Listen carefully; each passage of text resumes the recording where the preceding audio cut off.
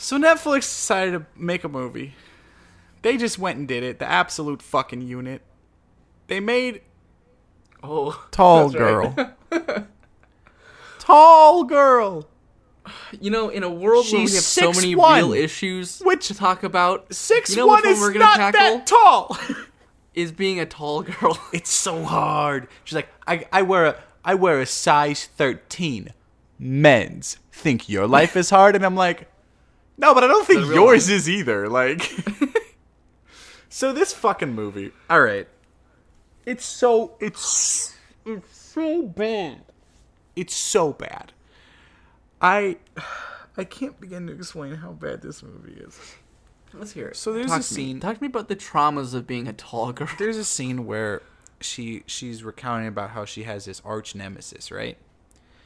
Arch nemesis who just wears this shirt, and this shirt just says sassy on it, so you know she's a real bitch, right? So there's a flashback scene where the young tall girl, she's standing in front of the class, and she says, "When I grow up, I want to be Taylor Swift," and sassy girl, she says, more like tall Swift, and then the whole class starts laughing. And then the teacher starts laughing. And then I never stopped laughing. Because I knew immediately, oh, this is a great movie. In the opening shot is sitting across the table and flirting with this other guy, right? So they're both sitting down at the table, right? Yeah. It's like two opposite tables. And it sounds like he's about to ask her out, you know? Mm-hmm. And then she stands up, and I swear to God, it could have turned into a horror movie at that point, because it was like it was as if her bones stretched in all of her limbs as this gigantic monster arose above the desk, and he looks up. You see the camera. It slowly tilts up as his head moves, and his eyes. He's almost crying at this point. He's like, never mind. Don't eat me, tall girl. And then she eats him. Real? Is it a real scene? Pretty much. I'm exaggerating a bit, but if you watch the movie, I'm not exaggerating that much though. It's so. All right. There's one scene. The only way I can communicate how bad this movie is by recounting things that happen. So, you know, it's your generic teen rom-com where you have, there's like, oh, I have a crush on this guy, but then we had a kiss, but then also he's got a girlfriend, and the girlfriend is my arch nemesis who wears the sassy shirt all the time. So maybe I gotta date this other guy who used to bully me all the time, and so that's gonna make him jealous, and we're gonna go on a double date somehow to an escape room, a voodoo-themed escape room that definitely feels good.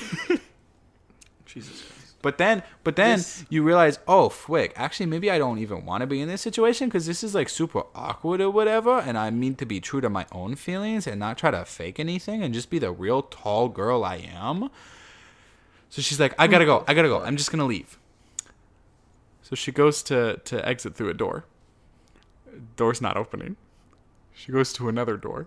Oh, that door's not opening because she's in the escape room with them. And so at that point I was like, wait a minute, this could be incredible. How many more doors you got?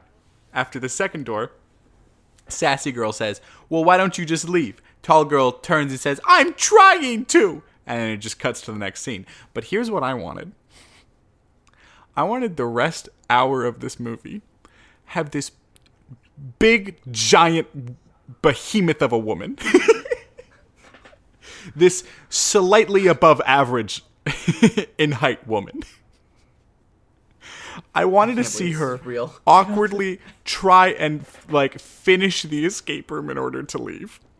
Because that would have been escape rooms. It would have been so funny, David, if that was just the rest of the movie in real time, her having to solve the puzzle while being like frazzled emotionally. It would have been perfect. So Tall Girl, 5 out of 5. Oh my God, 10 out of 5. It's a perfect movie. Maybe I will watch it.